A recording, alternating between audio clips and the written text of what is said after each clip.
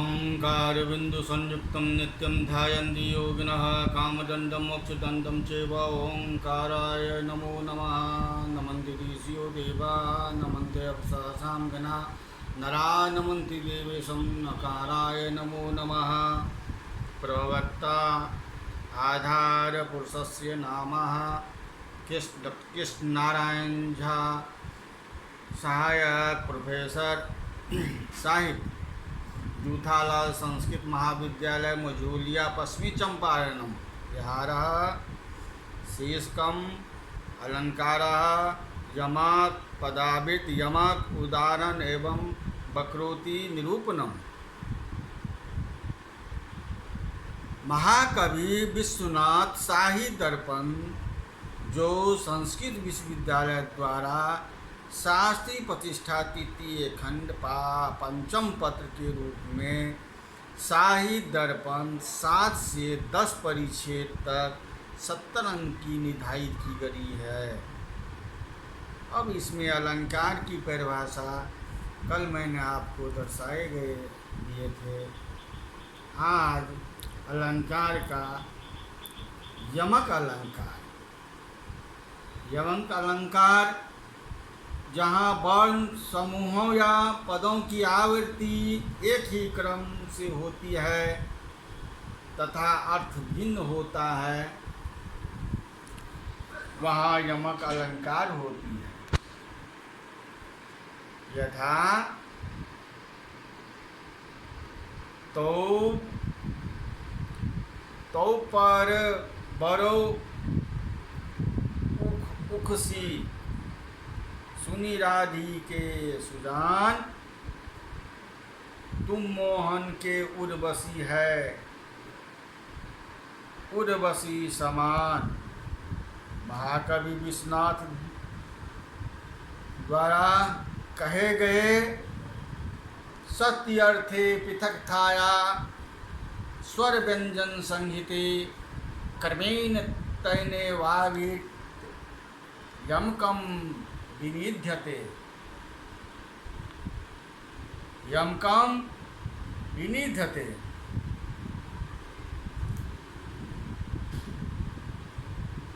स्वर वैखव्ये अपि व्यंजनामात्र साम्ये अनुप्रासः भवति। अनुगतः प्रायः न्यासः अनुप्रासः। गुंजत मधुरम शब्दायन मन्मानः मकरंद रसाब्दादे अप्युक्तम आलोचनम भ्रमाणां पुंज समूहो तादृश्य लता कुंजम लता गृहम चंपलम।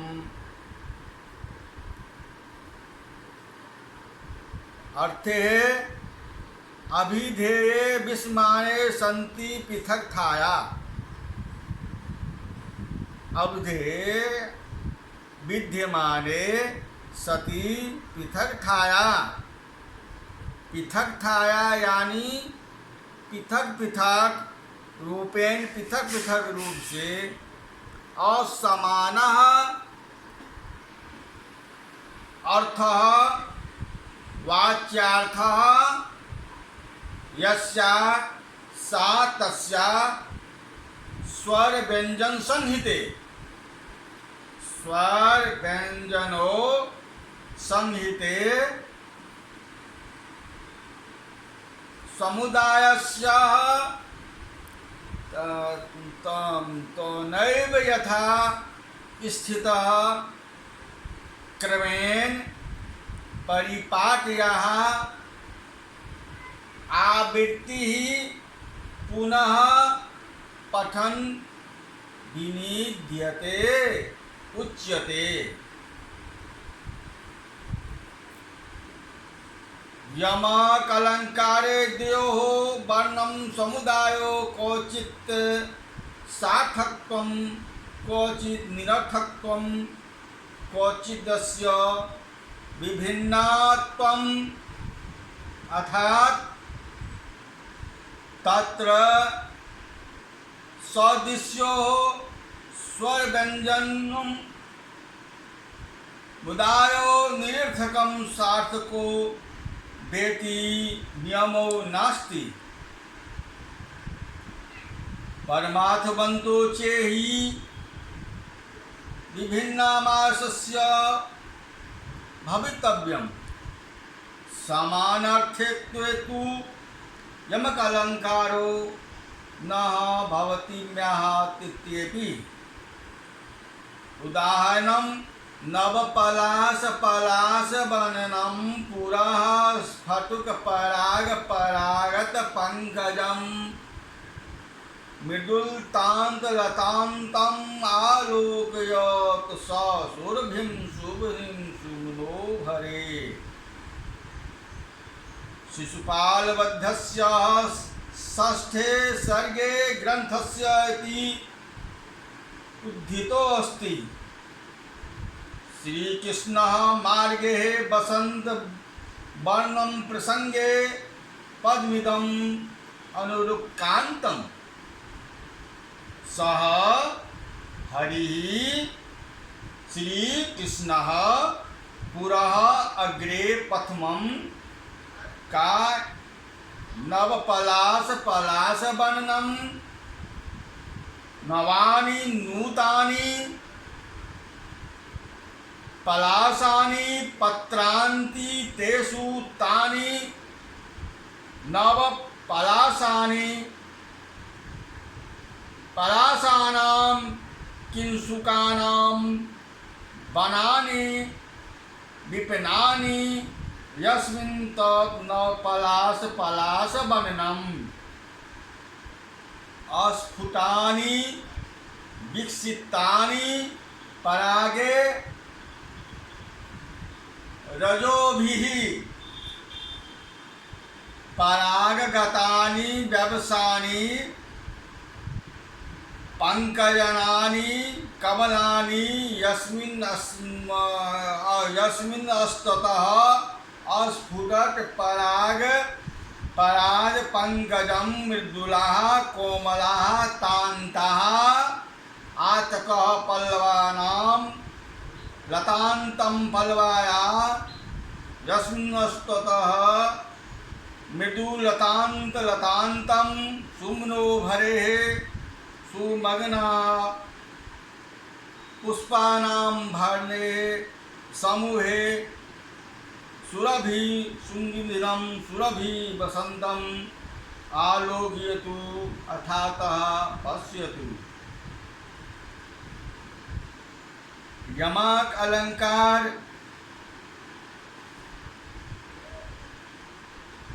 यमक अलंकार का लक्षण कहने हिंदी का अर्थ समझे।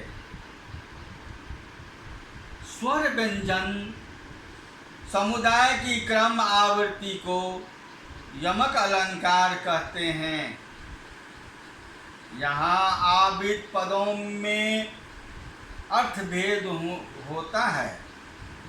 यदि एक सार्थक और दूसरा निरर्थक हो तो भी यमक होता है।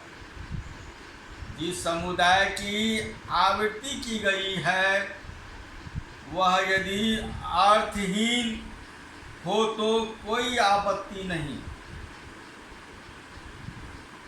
किंतु उसके सार्थक होने पर आवृत समुदाय की भिन्नात्मक होना चाहिए। यमक में कहीं दोनों वर्ण समुदाय सार्थक होते हैं और कहीं निरर्थक। वहीं पर सार्थक होता है तो दूसरा निरर्थक। इसलिए लक्षण में सत्य अर्थे कहा गया है। तनेव क्रमेण कहने से दमो मोद इत्यादियों से यमक का विषय भिन्न है। यहाँ क्योंकि यहाँ स्तर व्यंजन को समान है किंतु क्रम बदल गया है। यहाँ पदावृत्त आदि भेद से अनेक प्रकार का होता है। एक उदाहरण के रूप में नवपलाश, जिसमें पलाश का बन गए पल्लवों से युक्त हो गया है, पुष्पराज से भरे हुए कमल खिले हुए हैं और लताओं के किसलय कोमल होने के कारण मलान हो गए हैं, जो फूलों की अधिकता से सुगंधित है। ऐसा है बसंती ऋतु के भगवान श्री कृष्ण ने दिया। यहाँ पदावृत्त यमक है। प्रथम पाद में दोनों पद सार्थक है, दूसरों में केवल पहला, तीसरे में दूसरा ही पद सार्थक है। चतुर्थो पाद में रभियंतु, रमीसु, ये दोनों सार्थक है।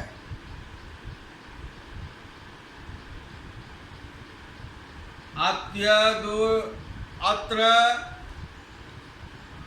द्वयोरपि पादयोः क्वचित् सार्थकत्वं क्वचित् निरर्थकम्, क्वचित् देकस्य सार्थकत्वं परस्परस्य निरर्थकत्वम्। उक्तं च सत्यर्थे पृथक् छाया कर्मेण तैलेव कर्मेण इति दमो मोदः इत्यादि वृत्त विषयत्वं सूचितम्। एतस्य पादात् पादस्वालोकवृत्तेन पादावृत्तेन विदित्या प्रभिन्ते नमः। धिङ्मामुपाभिधीयते नवपलाश पलाश वर्णनम पुरः स्फटिक पराग परागत पंकजम मृदुलतांत लतांतम लोकयतः सह सुरभि सुरभिम सुमनो भरे। अत्र अस्मिन् अलंकारे हेद्योरपि पदयोः क्वचित् सार्थकत्वं भवति, क्वचिद्यं निरर्थकत्वं, क्वचिद्यं पदं सार्थं भवति। अपरं च पदं निरर्थकं भवति। एतस्तादमेदेयं कारणात् कारकायां भिन्नः सत्यर्थे इति हि। तैनेक कर्मेणः पूर्वोच्चारणो कर्मेणः अतएव दमो मोदः इत्यतः यमका भावः तयो क्रम भेदस्य सत्वात्। इदं यमका पादः पादस्वद्वा श्लोकानाम् आवृत्तिः रूपेण बहुप्रकारेण सन्ति। अश्लोकस्य पादे प्रभृते आवृत्तिः रूपेण या अनेक कारकम् एतेवास्य प्रभूताय भेदाः सन्ति। यमकस्याः तेषु सर्वेषु भेदेषु केवलं पदावृत्तिः यमकास्योदाहरणमुपस्थाप्यते। तेषां सर्वेषां भेदोदाहरणं यथा नवपलाश पलाश वर्णनम् अश्लोक स्वरूपाणाम् अस्यास्येति यत् समागते वासन्तीं भगवान् श्री कृष्णः पुरः पुरतः स्थितः नवपलाश पलाश वर्णनं नमिनानि पाशयानि पवित्राणि च तथा भूतम्। पलाश वर्णम निकुंसकम किंच अस्फुटुक पराग पराद पंकजम अस्फुटानि विकसितानि परागे पुष्पजो भी परागतति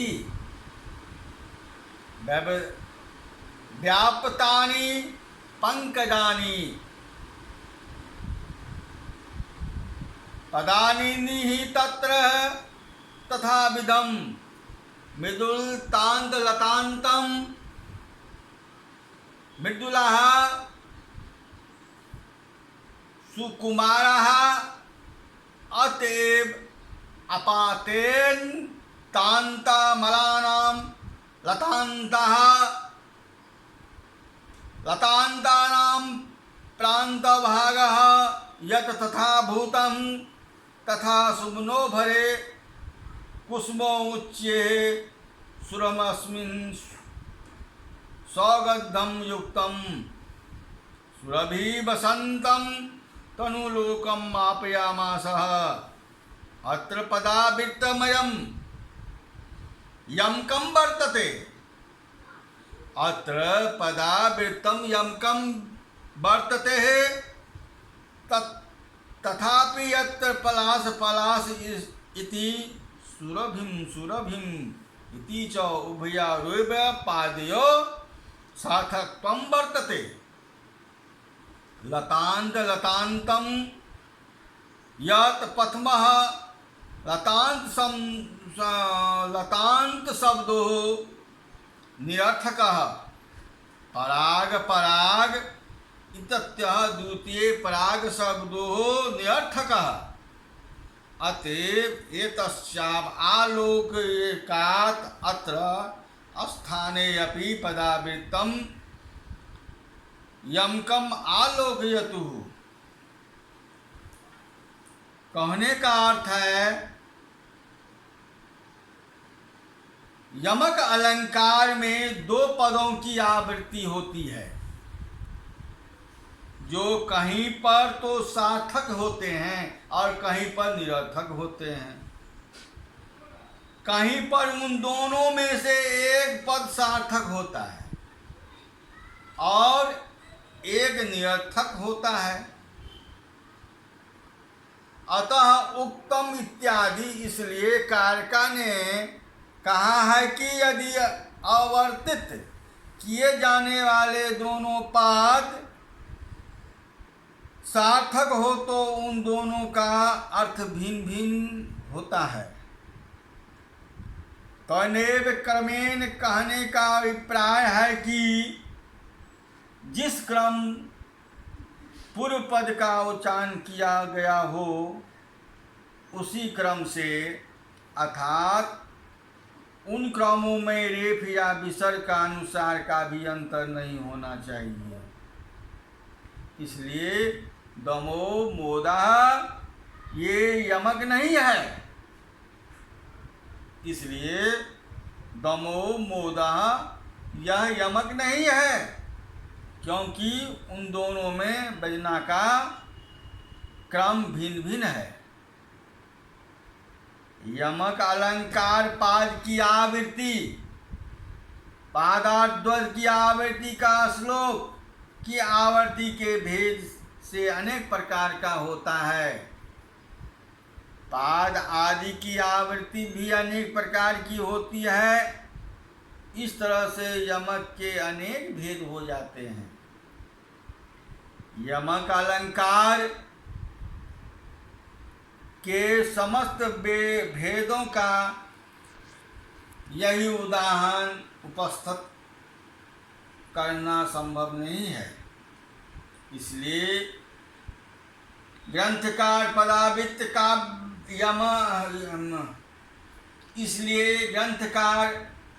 पदावृत्त यमक का एक उदाहरण नवपलाश से दिए हैं। इस श्लोक के माध्यम से उपनिषद कहते हैं नवपलाश पलाश वर्णनम अस्फुटक फुटक परागत पंकजम विदुतान्तलतान्तं सह सुरभिं सुरभिं सुमनोहरे। इस श्लोक का अर्थ है बसंत ऋतु के उपस्थित हो जाने पर भगवान श्री कृष्ण ने पुष्पों की सुगंधित से परिपूर्ण बसंत ऋतु को देखा, जो नवीन किसलायों से मनोहर बने पलाश के वन से समूह था, विकसित तथा पराग पुंज से व्याप्त कमल का सौंदर्य था, तथा कोमल किंतु धूप से सत्तम लताओं में रमणीय लग रहा था अर्थात सुंदर लग रहा था। इस श्लोकों में पदों की आवर्तिक नामक यमक है तथा श्लोक के पलाश तथा सुरभिम इन स्थलों में दो पद सार्थक है। लतांतम में पहला पद निरर्थक है क्योंकि वह मृदुल लतांत पद है। इस तरह परागत में दूसरा पद निरर्थक है क्योंकि यह परागत रूप है। इसी तरह दूसरों श्लोकों में पदावृत्त यमक के उदाहरण को देखना चाहिए। यम का दो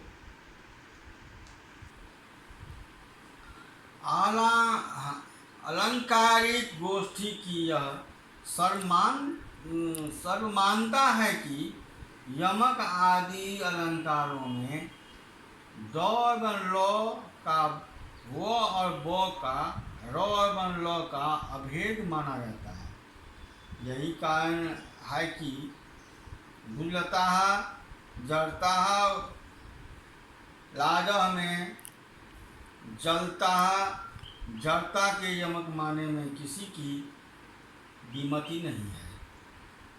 अब हम आपको जा रहे हैं वक्रोति निरूपण, वक्रोति अलंकार के बारे में आपको ज्ञान प्रदर्शित करने जा रहे हैं। वक्र मतलब होता है टेढ़ा मेढ़ा, टेढ़ा मेढ़ा वक्रोति।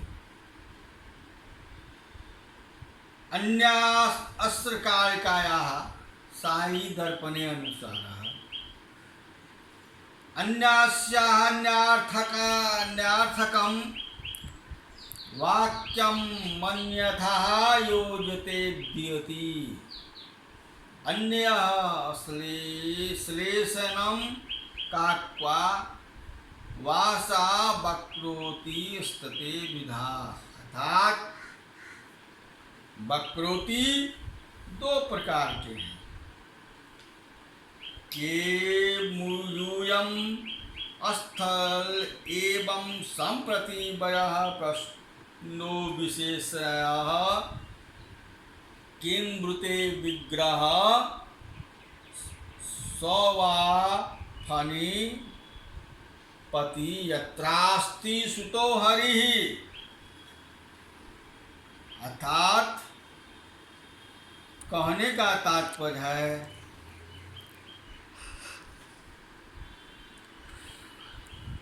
वक्ता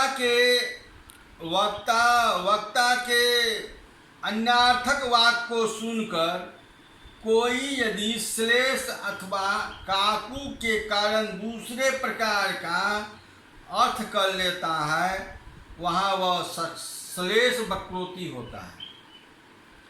श्लेष तथा काकू ध्वनि के कारण होने के कारण वक्रोति के दो भेद हैं, श्लेष वक्रोति, काकू वक्रोति। आचार्य विश्वनाथ यूयम श्लोक के माध्यम से अश्लेष वक्रोति का उदाहरण पुनस्तुत करते हैं। यह श्लोक उक्ति प्रयुक्ति रूप है। इसमें कोई कुछ लोगों से प्रश्न करता है के यूयम, आप लोग कौन हैं, किंतु वक्ता के अभिप्रेत अर्थ को श्लेष द्वारा अन्यथा अर्थ करते हुए श्रोता उत्तर देते हैं, स्थलः एव सम्प्रति वयम्, इस समय हम लोग पृथ्वी पर हैं। अभिप्राय यह है कि किम शब्दः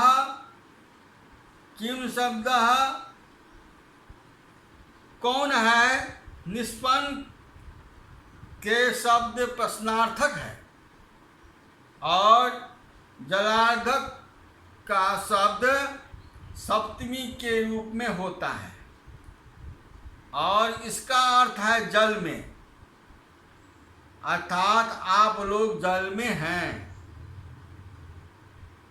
इसका उत्तर श्रोता देते हैं, हम लोग इस पृथ्वी पर हैं। अपने अभिप्रेत अर्थ का बोध करने के लिए वक्ता ने पुनः कहा, प्रश्नो विशेषाश्रयः, अर्थात हमारा प्रश्न व्यक्ति विशेष है, किंतु श्रोताओं ने विशेष शब्दों में सौभंग अश्लेष के द्वारा दूसरे ही अर्थ की कल्पना कर ली। विशेषाश्रय शब्द का अर्थ उन सबों में विशेषस्य विशेषो विशेषासो सयो यस्य का विधः, अर्थात भी पक्षी राजा गरुड़ः चौशेष अनंत, इन दोनों के विषय में प्रश्न है, यह क्या हो गया। इसके बाद वक्ता ने यह समझ लिया कि लोग अपने खुद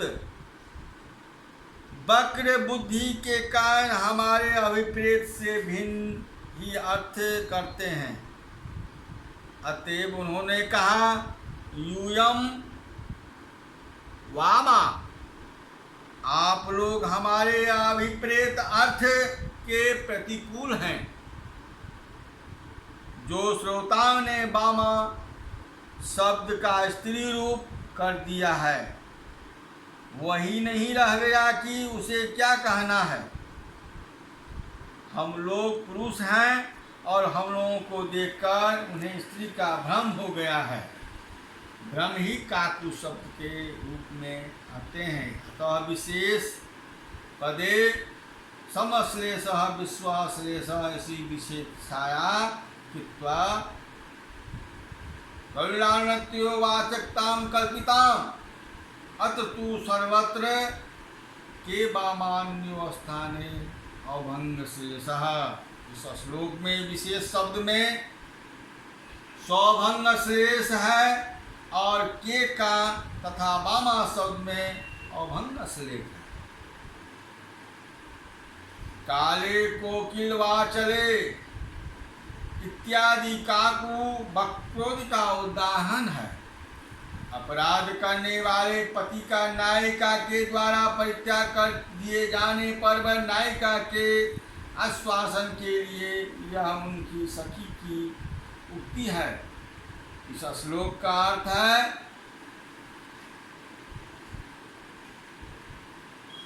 कोयल की निरंतर ध्वनि के कारण तथा आम मंजरी की सुगंधित से मोहक इस बसंती रूप में अपराधी प्रीतम के परित्याग से उसका मन दुखी नहीं हो रहा है। ऐसी बात नहीं है। सखी के द्वारा यहाँ निषेधात्मक जन को काकी के द्वारा पढ़ लिया गया है। उसके कारण यहाँ नंद विधेयक हो विध्यर्थक होता है, अर्थात वह दुखी होती है और ऐसा अर्थ हो गया है। जहाँ पर एक प्रकार के ही शब्दों द्वारा अनेक शब्दों भाषाओं में एक सामान्य वाक्य होता है, वहाँ पर भाषासम नामक यमक अलंकार होता है। इस अलंकार का उदाहरण आचार्य विश्वनाथ प्रणीत मान्युल मणि मंजीरे इत्यादि श्लोक है। अपने प्रियतम से प्रणय कोप करने वाली नायिका के प्रति उसकी सखी की यह उक्ति है। इस श्लोक का अर्थ है, हे सखी, मनोज्ञ कोयलल आदि की ध्वनि से मनोहर बने इस काल में मनोयज्ञ मणि निर्मित नुपुरों बिहार वाटिका के तट कीड़ायुक्त तथा मंदम मंदम चलने वाली चंदन की सुगंधित मिश्रित वायु से क्यों उठी हो। यह श्लोक संस्कृत, प्राकृत, सौरसेनी, प्राचयंती, नागर तथा अपभ्रंश इन सभी भाषाओं में एक समान ही रहता है। अतएव यहाँ पर भाषम नामक अलंकार है। सरस कीनम काव्यम इत्यादि वाक्य का सरस पद संस्कृत तथा प्राकृत दोनों भाषाओं में एक ही समान रहता है, किंतु यहाँ सभासम अलंकार नहीं हो सकता, क्योंकि यह पद वाक्यगत नहीं है। अतएव इसमें किसी भी प्रकार का वैचिन्य नहीं है, फलतः इसमें भाषा सम अलंकार का अभाव है। यहाँ पर अनेकाद अर्थक पदों का द्वारा श्लोक एवं अर्थों का अभिधाव्य तथा अभिमान होता है। वहाँ पर श्रेषा अलंकार होता है। अलंकार प्रकार के होते हैं। पहला है वर्णशेषः, प्रत्ययशेषः, लिंगशेषः, प्रकृतिशेषः, पदशेषः, विभक्तिशेषः, वचनश्लेषः तथा भाषाश्लेषः। इन 8 प्रकारों का अलंकार मैं अगले कक्षा में प्रदर्शित करूँगा। इति संपूर्णम्।